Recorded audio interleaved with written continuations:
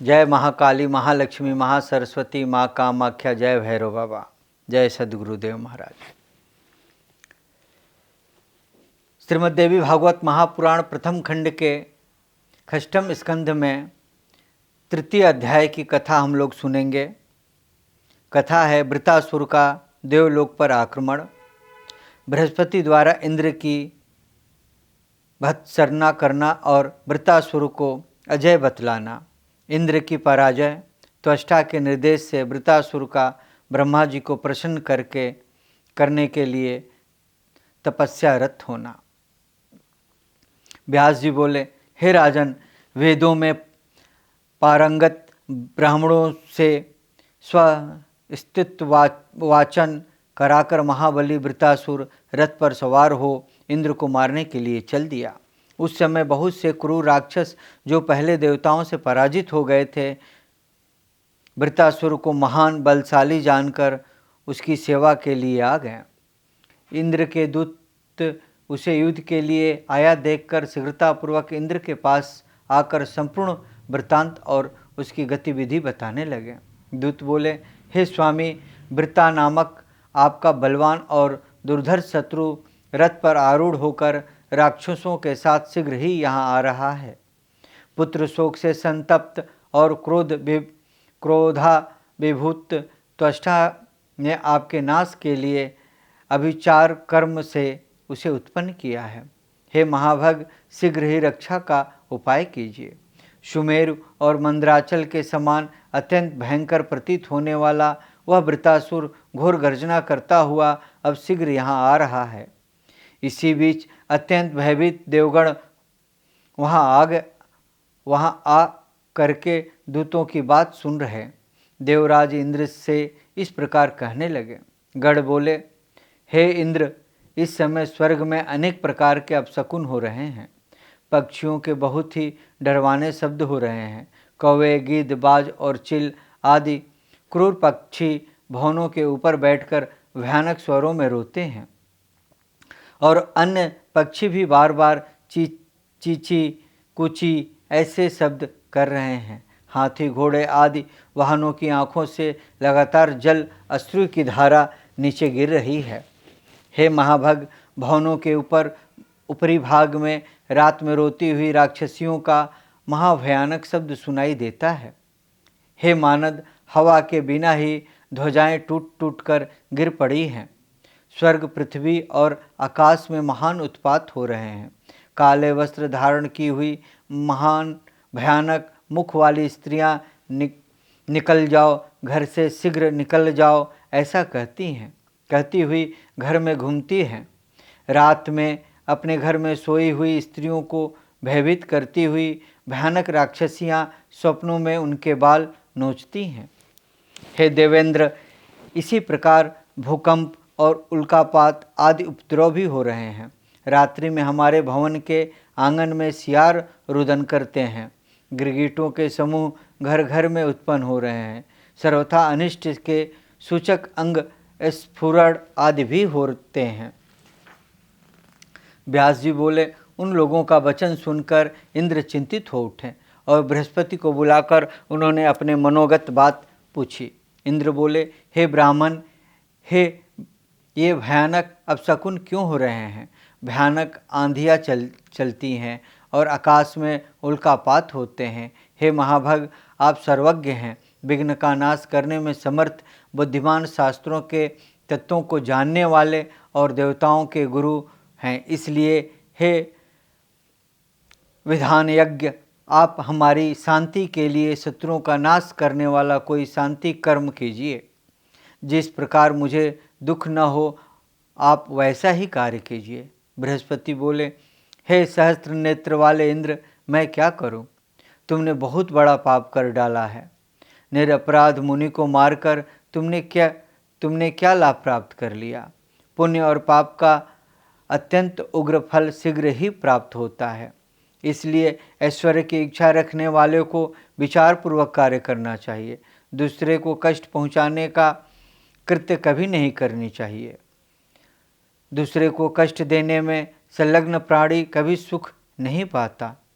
हे इंद्र, तुमने मोह और लोभ के वशीभूत होकर ब्रह्म हत्या कर डाली। उसी पाप का यह फल आज सहसा उपस्थित हो गया।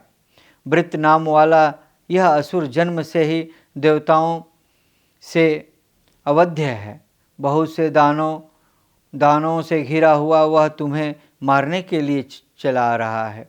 हे इंद्र, त्वष्टा के द्वारा दिए हुए उन सभी वज्रतुल्य तथा दिव्य आयुधों को लेकर वह उपस्थित हो रहा है। दुर्धर्ष तथा प्रतापी वह रथ पर आरूढ़ होकर प्रलय मचाते हुए चला आ रहा है। हे देवेंद्र, उसकी मृत्यु नहीं होगी।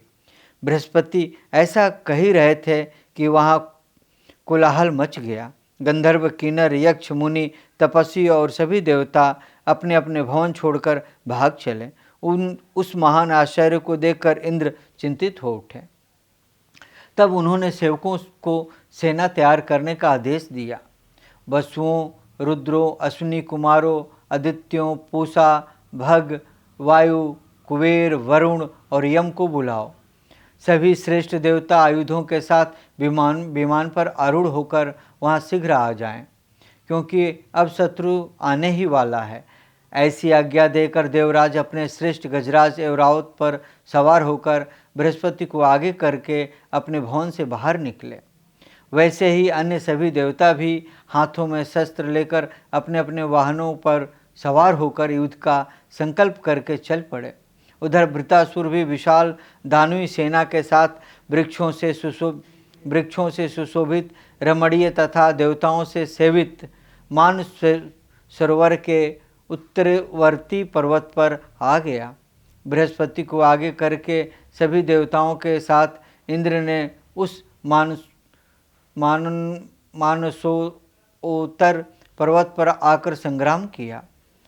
तब गदा, तलवार, परिध, पास, बाण, शक्ति और परशु आदि युद्ध शस्त्रों के द्वारा वृत्रासुर और इंद्र में भयानक युद्ध हुआ।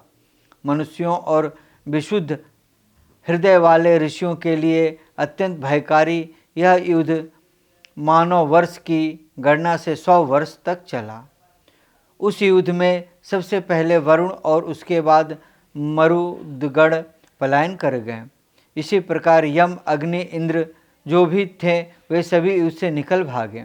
इंद्र आदि प्रमुख देवताओं को भाग कर जाते देखकर वृत्रासुर भी प्रसन्नतापूर्वक आश्रम स्थित अपने पिता के पास गया और उन्हें प्रणाम करके बोला, हे पिताजी, मैंने आपका कार्य कर दिया। युद्ध भूमि में आए हुए इंद्र सहित सभी देवता मुझसे पराजित हो गए। वे सब उसी प्रकार भयभीत होकर अपने स्थानों को भाग गए जैसे सिंह से डरकर हाथी और मृग भाग जाते हैं। इंद्र तो पैदल ही भाग गए। मैं हाथियों में श्रेष्ठ इस ऐरावत को ले आया हूँ। हे भगवान, आप इस गज श्रेष्ठ को ग्रहण करें। मैंने उन सबको इसलिए नहीं मारा क्योंकि डरे हुए को मारना अनुचित होता है। हे तात, आप पुनः आज्ञा कीजिए कि मैं आपका कौन सा इच्छित कार्य करूं।